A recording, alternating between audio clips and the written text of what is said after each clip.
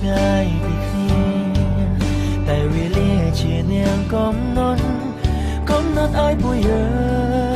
ងគឺប្រកាសជាគូនិស្ស័យ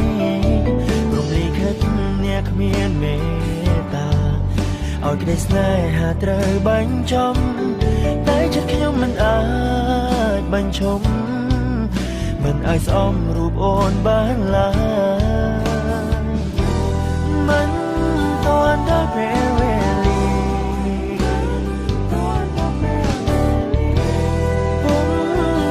ក៏ចាចេញទៅ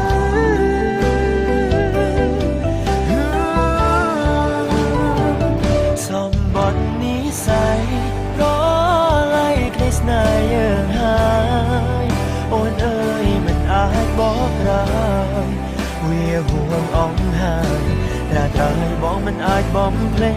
បើសិនជាតិក្រោយមានពិនសូមឲ្យជីវិតផុតរឿងបែបនេះជូចរផុតរឿងកំសត់សម្បត្តិនិស្ស័យ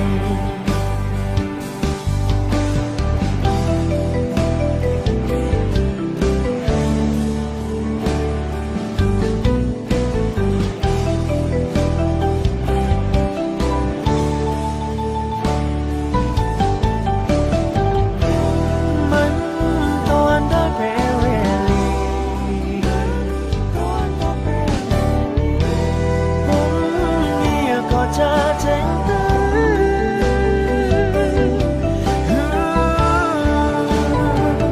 សម្បត្តិនិស្ស័យរលាយក្តីស្នេហ៍យើងហើយអូនអើយមិនអាចបកក្រោយវាហួងអង្ហើយត្រាត្រូវឲ្យបងមិនអាចបំភ្លេច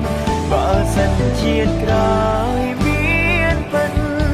សូមឲ្យជីវិតផុតរឿងបែបនេះជូចរផុតរឿងកំសត់សម្បត្តិនិស្ស័យ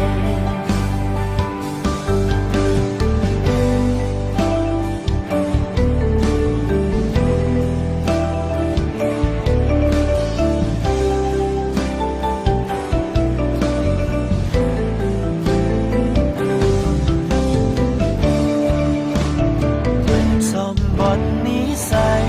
រលាយក្តីស្នេហ៍យើងអូនអើយមិនអាចបកក្រោយវាហួងអង្ហើយត្រាត្រូវឲ្យបងមិនអាចបំភ្លេចបើសិនជាតិក្រោយមានពិនសូមឲ្យជីវិតផុតរឿងបែបនេះកុំឲ្យជូចរផុតរឿងកំសត់សម្បត្តិនិស្ស័យកុំឲ្យជូចរផុតរឿងកំសត់សម្បត្តិនិស្ស័យ